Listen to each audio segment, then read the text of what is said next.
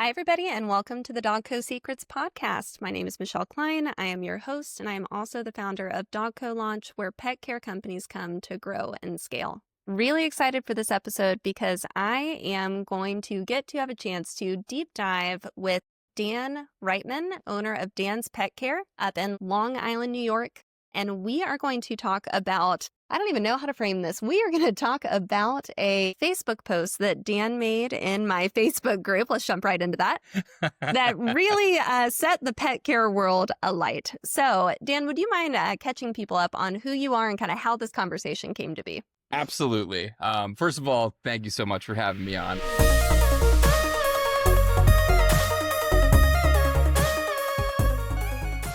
My name's Dan. I am the CEO and founder of Dan's Pet Care. I have been in the pet care industry for about 20 years now. I've been running my business for 16 and absolutely am obsessed with what I do. And I'm obsessed with this industry and I love the direction things are going in. Yeah, so the post that I put up the other day. The infamous post. Yes. I want to start by saying, everyone out there, when you read things in Facebook groups, I think the best way to approach the subject matter, no matter what it is be curious. Because I was very intrigued by the responses. Some of the responses were overwhelmingly positive. Some of the responses were just different than what I would expect. Some of them were absolute confusion, which I also understand, and I want to be able to kind of clarify all that. What I was really trying to do, I'll give you the general gist of the post, was it was meant to be a message of inspiration for those of you who are out walking dogs on Thanksgiving from somebody who has been doing it for a very long time and missed many, many a holiday and finally was able to enjoy that, not only enjoy it, but also have a profitable Thanksgiving weekend while being able to spend time with my family. If you want, I'd be happy to read it. Yeah, let's do it. So while Dan pulls this up, so you posted this on Saturday? I think Saturday after Thanksgiving. The 28th. So I think it might have been Friday. Friday. Okay. Yeah. So I'm on my computers, kind of piddling away, just, working on something. And all of a sudden I look at my Facebook and realize I have like 45 notifications. So I was like, cool, something's awry. So then I start my journey of who's posting what and where, and realize that Dan has gone into the DogCo group and posted a really, really cool post that I'd love for him to read. So go for it. All right. So this message is for everyone grinding through a holiday weekend of dog walks and pet sits. I've lived that life for years, 16 years in this industry, and I've missed birthdays, including my own. This is not a joke. I literally have forgotten my own birthday before. Holidays, family moments, nights out with friends, everything. I've walked dogs, soaked in the rain. I've sprinted to an emergency vet at 2 a.m. I've had employees quit on the busiest day of the year. I've had my car repossessed. I've had my phone turned off. And I've sat awake unsure of how I was going to make payroll. I have poured everything I had. I'm going to get emotional saying this. I have poured everything I have, blood, sweat, tears, and a level of commitment most people can't understand or comprehend into this work, into this calling. And last night, something hit me. I sent out a Black Friday email. I didn't have to leave for Thanksgiving dinner. I didn't miss time with my family. And in less than 18 hours, that email generated over $40,000. Now, that number used to take me months to reach, and it wasn't about the money that got to me. It was the moment. It was a personal milestone. It was a reminder of how far this business can take you when you just keep going. So if you're in the weeds right now, if you're unsure of what you're doing, keep pushing and learning. If the bills feel heavy, keep pushing. If you feel lost, keep going. If you're exhausted, try one more day.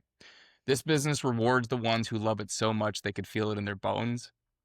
There's my feelings. The ones who show up again and again, even when everything in them wants to quit. I've been exactly where you are, and if you're struggling, keep going. You've got this. See? Those are real emotions. I do want to say that this wasn't about bragging, but going to brag for one moment. That email ended up generating $100,000 over a 4-day period. Hell yes. That's amazing. And the reason I like sharing the numbers, and I understand if you're out there, you're walking dogs, and it's your first or second or third or whatever year in your business, and you don't know how you're paying rent, and you don't know how you're going to pay your car note, all of those things. Those are terrible, awful weights to have on you when you're trying to build a business. And I've been there. I've had those feelings. I wanted to share this with everybody because I wanted them to know, like, hey, I've literally been the guy crying in the rain, like on, not knowing what to do, like holding a dog, being like, I am so in over my head. I don't know the next step. You can get to that place where you're like, I have no idea how that person is doing what they're doing. So like one of the groupings of messages I saw was like, I don't even understand what you're talking about. Like, how did you make $40,000 from an email?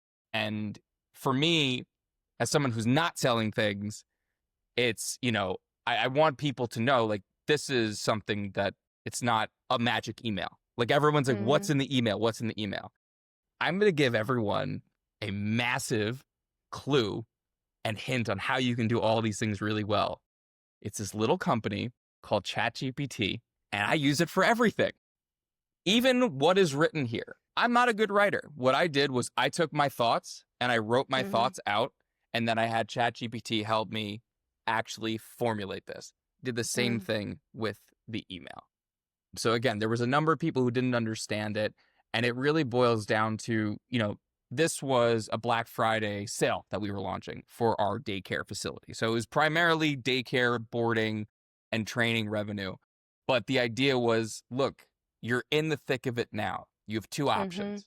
You either just keep putting one step in front of the other, and you just go and you go and you go, and eventually it's going to click. It is going to happen. If you work hard enough at this business and you don't give up and you continue to educate yourself and you continue to do the thing day after day, with employee call out, you got bit by a dog and this, you name it, I've dealt with it. You just got to keep going. This business will reward you massively because it's something that when people trust you. What does it take to scale your pet care business? My name's Michelle Kline. I'm the founder of DogCo Launch, where pet care companies come to grow and scale. And I want to send you a case study of how one of my clients took his monthly revenue in just 1 year from $17,000 to over $73,000. And yes, that is monthly revenue, not annual. To get this case study and to learn more about DogCo and what we do and how we help companies, go to dogcolaunch.com/case study. That's something that you can put a price on it, but like it's something that's so valuable to me is that trust that people have. That's how we were able to generate sales, is establishing that trust, establishing that community, and that belief and that understanding that us as a company, Dan's Pet Care, is going to deliver. So they were willing to spend $100,000 in 4 days, which for me was the largest amount of money we've ever generated from a sale. Like I actually was getting uncomfortable by like Saturday or Sunday when it like kept clicking. And I was like, oh, they're just going to keep, are we never going to make money again? Is this the one time this is going to happen? Right. But yes, so that was the post. There are a lot of threads there I would like to pull. But the first one that I want to give to people, because I saw this happening on the post, is I saw several people come in with the comment, well, if this was for boarding and daycare, obviously this doesn't apply to dog walking, pet sitting. And I would like to course correct that impression real quick. I did a promotion in my business. We did $23,000 in 1 day. It is possible. You have to learn how to market, though, and we have to learn how to develop these skills. And so I want to gently, or maybe directly, somewhere in between, challenge that mindset if that is the first thing you thought when Dan said that this was for boarding and daycare. That's the current vehicle we're talking about. That is not something proprietary to only that business model. The ability to do sales and promotions that drive revenue in a shortened time frame. Yeah, honestly, just to piggyback on that, I like being direct with it. The quote is from Henry Ford, I think, and it's whether you think you can or you can't, you're right.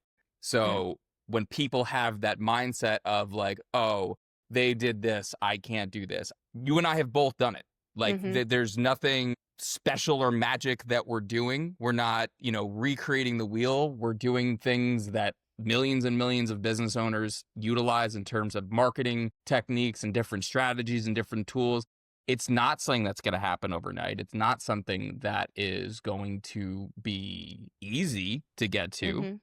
It Mm-hmm. definitely takes the work, but like, I think when people have that mindset of like, oh, well, this person has this special thing, it's like, no, Mm-hmm. don't think like that. You're shooting yourself in the foot when you do that.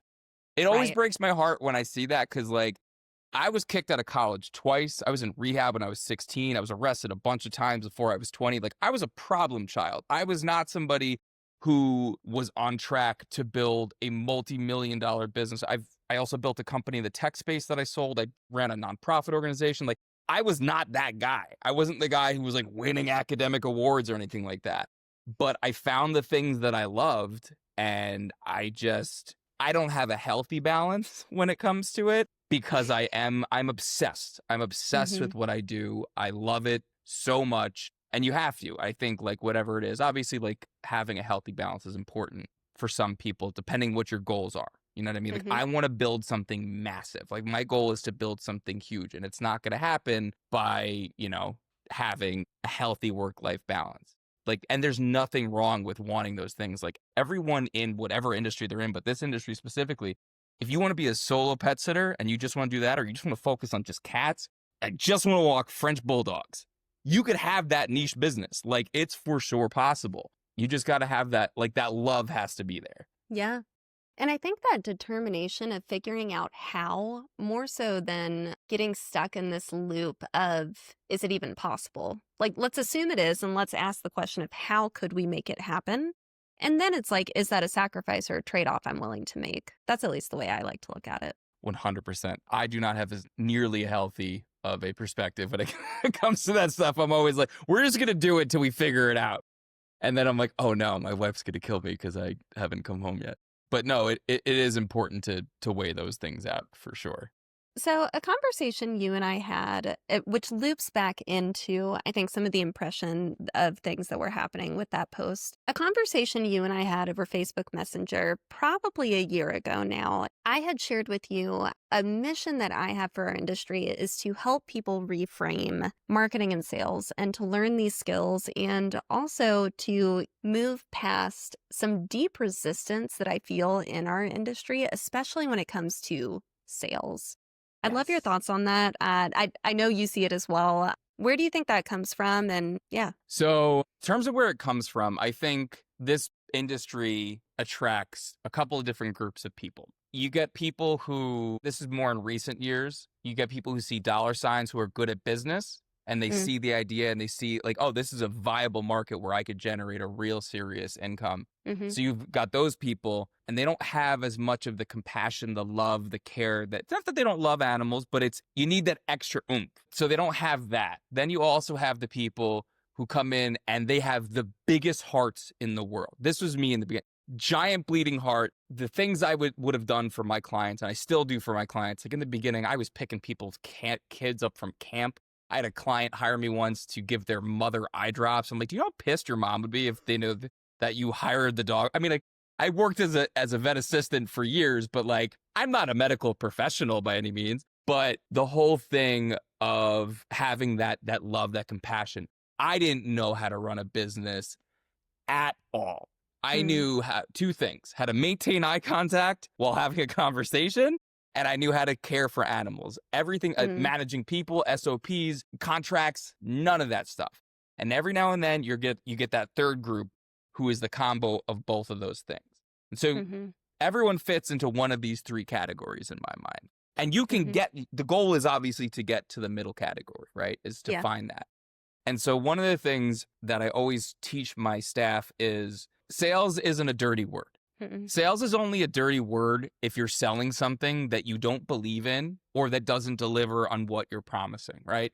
So I always remind them, if we're upselling a client on a service, like, yes, obviously part of it is to drive more revenue for the business. But the other thing is, when you believe in what you do and the services you're delivering, you're only making the dog's life better, in turn making the person's life better, or the cat or the fish. Whatever service you're offering, as long as you know you're doing the right thing by that animal. I'm not saying if you have a 16-year-old Chihuahua that you're taking care of or a 20-year-old Chihuahua you're taking care of, that you should be pushing 10, 50-minute walks a day on that dog. But Right. if a client is like, what would you do? I'm going to tell them what I think is best for that animal. And it's gonna be extra time. And that's not all gonna be exercise time. Some of it's gonna be like, hey, like we see a lot of benefit from like us just sitting on the couch with your dog. And not everybody wants to pay for that. And I totally get that.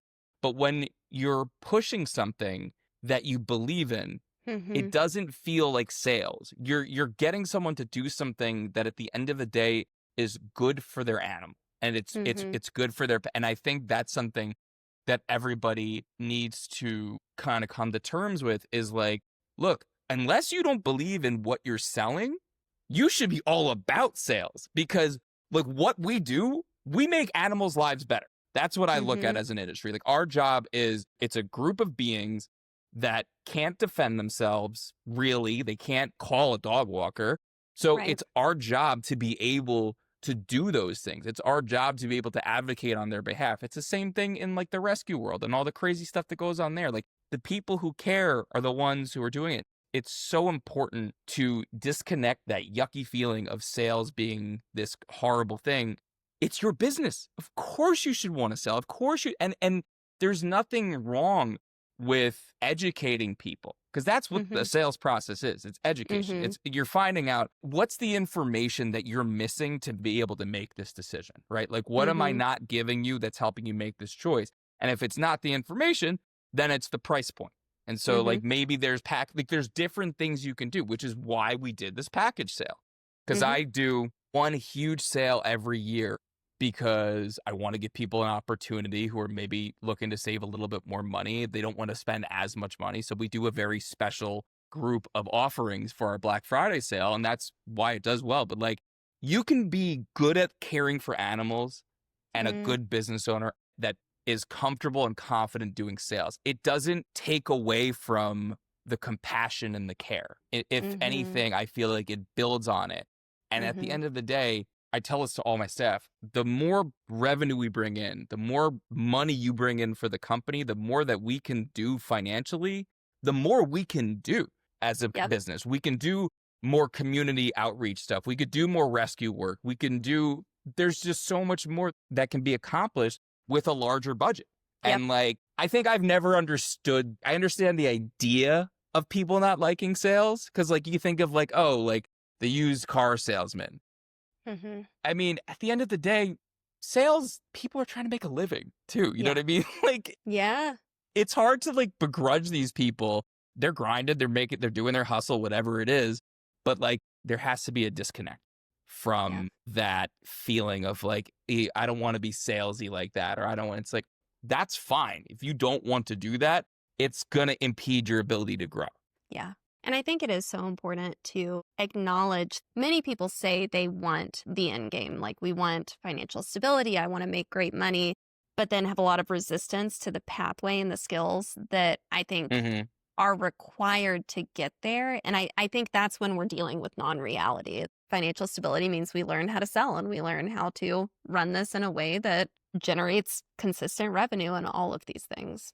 Yeah. I mean, one of the things I love about business is it's a meritocracy. Like the people who are the most successful at it are rewarded. So like if you run a company poorly and you have somebody come into your area that runs the company well, unless you have like really sketchy business practices, chances are your business isn't going to survive. Like the businesses that survive are the businesses that do good business.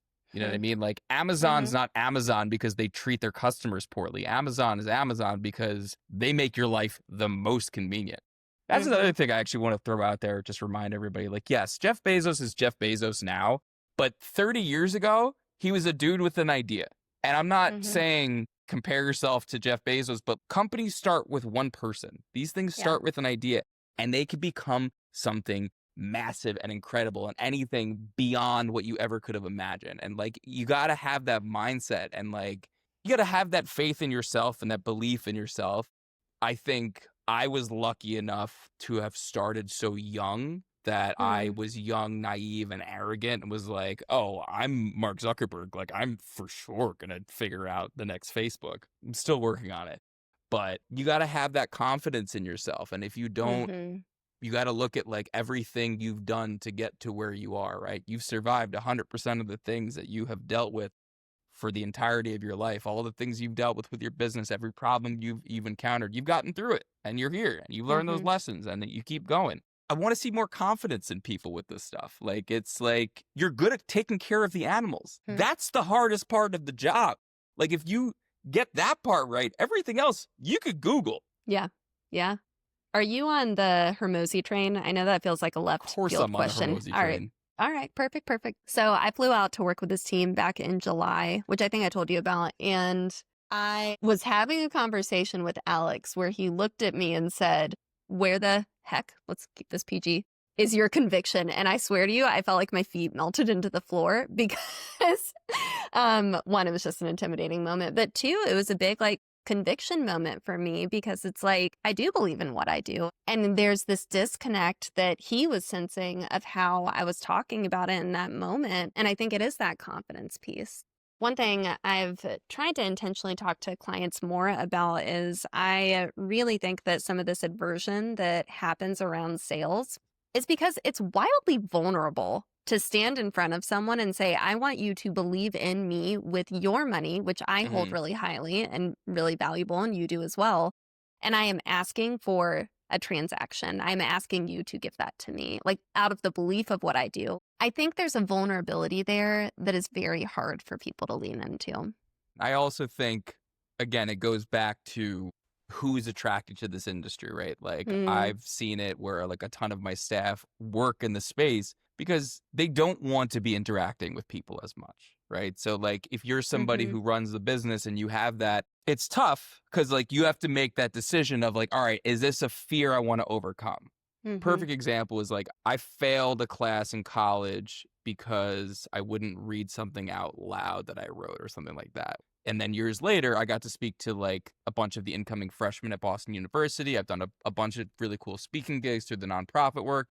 You can't keep me away from a microphone now. I've married 3 of my friends. I just did a wedding about a month ago for one of my good buddies. So if I get to have a crowd in front of me and all that stuff, but again, terrified, absolutely terrified, gut-wrenching, ready to vomit. You got to get your reps in. You got to have those uncomfortable conversations. At this point, we've got 5,000 plus clients across the board, and it's weird for me not knowing all of them at this point in the business. But in the beginning, I did every meeting. I had every conversation.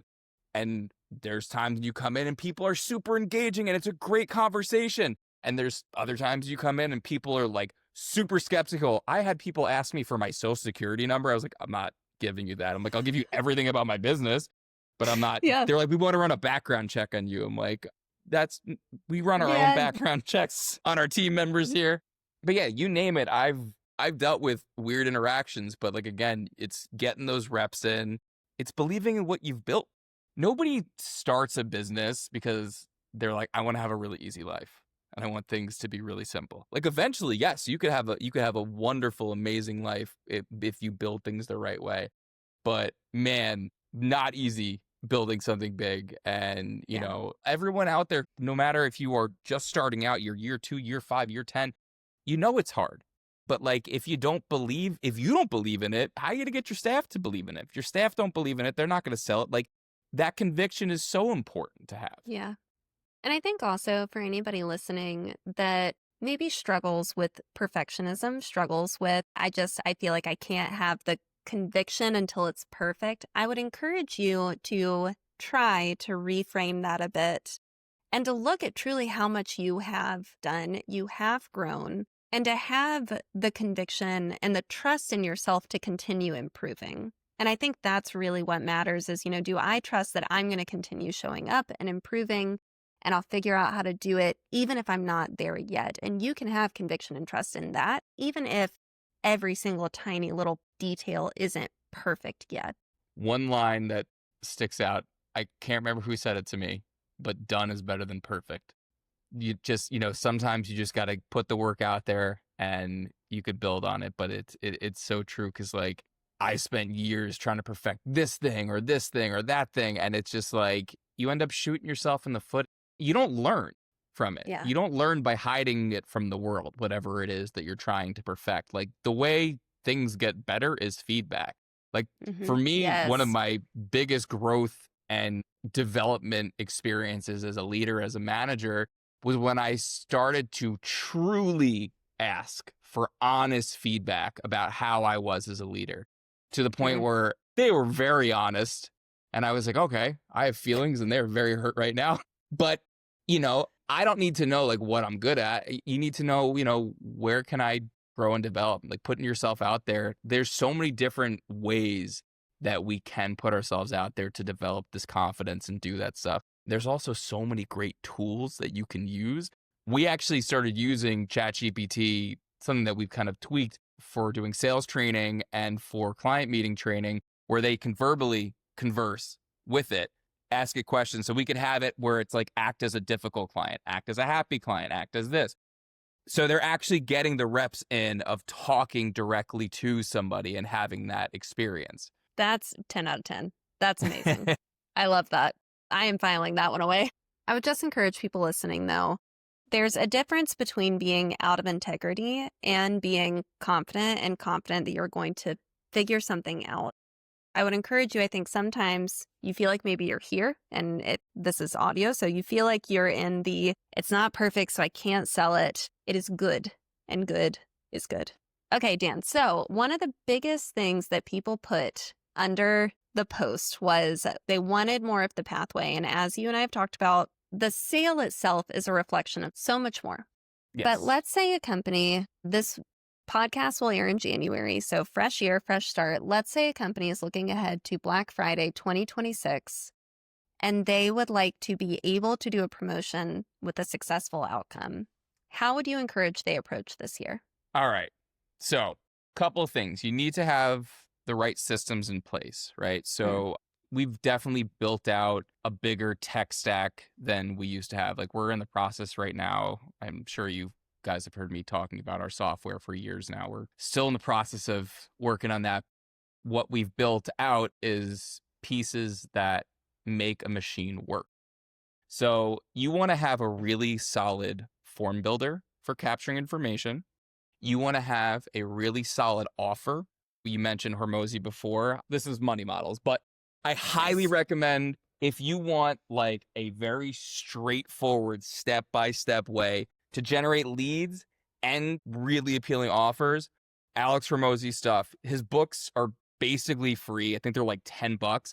Courses are all online. There is zero reason anybody out there right now couldn't go take his course and launch something a month later successfully. If you do everything he says to do in there, those first two books, I have used them massively in terms of helping to develop offers and all those things. So get yourself solid form builder. Obviously, you need a mailing list, and you want to come up with a really compelling offer, whatever it is. So whether it's dog walking, pet sitting, daycare, boarding, grooming, whatever it is, you want to come up with something that is compelling. Now, one of the comments I saw constantly on this was, this was written by ChatGPT. It 100% was, because I took my thoughts and my feelings and my emotions, I wrote them down, and then I fed them into ChatGPT, and I said, I need you to help me create an inspiring message based on my experiences for people in the pet care industry.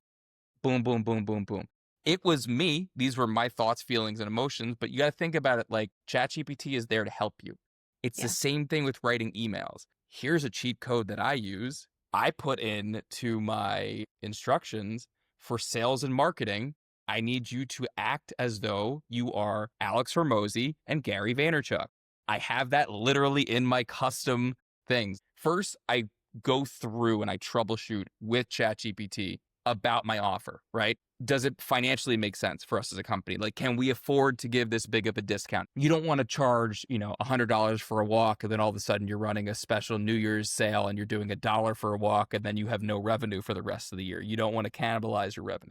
You want to make sure financially it makes sense. Then from there, you want to get the offer really nailed down so it's compelling. So when a customer sees it, whether it's a text, an email, social media, they're like, oh, that's a really good deal. I'd kind of be stupid not to jump on this. Getting that together. And then what I did was I segmented out my audiences. So I broke it down by people who have never purchased from us, by people who have purchased once, by people who have purchased once in the last 30 days, once in the last 365 days. So if somebody fell into at least one of those categories, I then go back to ChatGPT and I give it the breakdowns of the groupings. And I ask it, I want you to help me write a text and an email for each day that I'm selling this for each group. You can feed information into ChatGPT. Like, so what I'll do is I've taken previous sales data. I've taken our conversion data. I've taken all of our lead data and I dump all that in. I'm like, I need you to build as much information about our clientele as you can to help educate me so that we can take really good actions on making a solid offering. Once you do that, you get all the emails together. The reason I'm a big believer in a good form builder, like I use Typeform. The one I use, it's on the pricier end. It's like $300 or $400 a month. You could customize it a lot more, but I am big on being able to track where your leads came from. So I break down all the emails, then I set up all my UTM tracking, which is just the ability to track. You're creating a custom slug for each email so you can track exactly what day, what subgroup purchased from there, and then analyze that data. And then you queue them all up. So you basically, you start with what's a compelling offer I can do. Then you figure out, how do I find the most appealing way to do this? And again, these are literally questions you can ask ChatGPT. You are no longer in a world where you're like, man, I wish I had money to hire a consultant. You don't need that. Whether it's ChatGPT, Gemini, all these other AI platforms, Claude, all of them. And there's stuff you can even do with like OpenAI on the back end if you're a tech savvy person and know how to like really start messing around with stuff. But like, that was one of the most common comments I was seeing was like, ChatGPT, or he's selling us something, he's selling something. It's like, no, it sounds like I'm selling you something because it's evoking an emotion in you. So I accomplished that. I was expecting engagement. I wasn't expecting that much engagement. It was more of just meant to be that. And then once you have everything queued up, this is so important and it's going to sound so stupid. Take an hour and go through every email and go through every text and make sure every link is correct. Make sure there's no weird spelling errors. Those little details matter. If you feel like something is written, it's too verbose or it's too this, throw it into ChatGPT and say, make this simpler. Because like the best writing you can do for sales emails is at, I think it's like a 7th grade reading level. You could ask ChatGPT to do that. I think one of the things that I see everybody knocking stuff with AI for some reason, it's similar to the idea of like not liking sales, right? It's like, well, I don't like this or I don't like this because of that. These are tools. No one's buying fax machines anymore. You got to learn how to use the computer. You got to use these things and you can't be scared of them because the fear of these technologies, I understand. Long run, it's a very complicated world that we're going to be walking into in 20, 30 years. But in terms of job protection and being able to do what you love and continuing to do that, these systems are here to help. And you have to look at them as, the way I explain it to all of my team members is, you have to look at ChatGPT like a super capable intern, but you just have to explain it very clearly to it. And sometimes you have to go back and correct it, but it's going to take work off of your plate. So basically, start with a deal, get the best structure you can, run the emails through ChatGPT. I did all of my emails directly through Time to Pet and Ginger. I used to do a lot of my sales emails through MailChimp and make them all pretty and stuff like that. I've found that if the offer is compelling enough, it doesn't matter how good your graphic design is. You don't want to write a book. You don't want it to be too short, but like shorter is definitely better than longer when it comes to the emails from what I've seen. You want to be able to track what you're doing. A lot of the ideas that we do come from my team members. So the actual Black Friday came from, I don't even know what her official title is because she does so many things within the company, but Julia was reception, but does sales and all these other things. And she had a bunch of great ideas for how we should price this and how we should do the volume of the actual units in each package. And she's somebody who interfaces with my clients every day. If you have somebody like that in your company, pick their brain. If you're not the person who is face-to-face with clients every day and like really knows what their purchasing behavior looks like, find the person who is and ask them questions. If you don't know what questions to ask, Go to ChatGPT and say, I need to learn about my customers. What questions should I ask my employees to get a better handle on their sales thing? Like, you got to think of ChatGPT like the best friend you've ever had that wants to work for you all the time and is always there. I'm constantly on it. Like, it doesn't matter what like I'm doing. I have an idea for this. I have an idea for this. I have an idea for that. But yeah, a lot can be accomplished with AI, and without having the experience and understanding that was needed just like 3 years ago. I love how much you are emphasizing tracking what the results were and taking the time to really set that up on the front end. Yeah, I love that. I'm currently mentally taking notes on some changes I'm going to make after this conversation. That's great. Yeah, it's a really fun thing you actually do. So as long as you title your UTM campaigns and all that tracking correctly, you could feed that back into ChatGPT, and it'll give you really cool results about who's purchasing. Because I was worried. I was like, oh my God, is it only people who buy packages normally? We actually saw, I think it was like 39% of the people who bought big packages were people who had never purchased a package before. So something about this deal was compelling. So like now, after this is all done, I'm doing the homework of like figuring out what was it that made these people do that, so that we could then use this for future sales and stuff like that. Because my goal is to have $1 million day. That's the plan one day. Is I'd like to have a sale where we do $1 million in one day. That'll be a fun little feather in the cap. I love it. Well, I don't feel like you're far off. Well, thank you, Dan. This was great. I mean, so tactical and also just inspiring. I know there are people listening to this that are going to make changes in their business after, and that's the whole goal. So I really appreciate you coming on.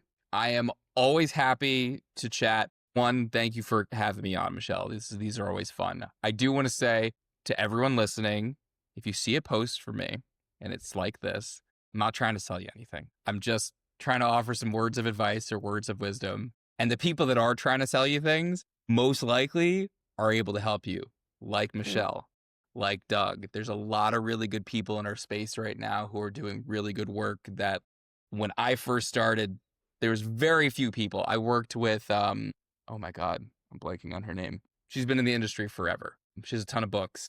Oh, you told me about this on Sunday. Kristen Morrison, yes. When I first started, and one of the best pieces of advice she gave me was lock boxes. Sometimes like the littlest piece of advice can change the game for you. I had thousands of keys at my parents' house. People were coming, going from the basement. Like, finding somebody who has already done what you want to accomplish, go to those people. Again, I strongly endorse both Michelle and Doug's work because I know them. I know the work that they have done. So I think they're people that you can trust. But like, make sure you do your due diligence on anybody that you are working with. But it's important that whatever your goals are, whoever you're working with needs to have at least done that. And so make sure that that is what you're looking for. But, if someone is trying to sell you something, it's not always a bad thing. They might be trying to sell you something that gives you freedom and allows you to like really change your life in like a really cool way. I love that. That's a great note to end on. Thank you. You're very welcome. All right. All right, everyone. We'll catch you in the next one.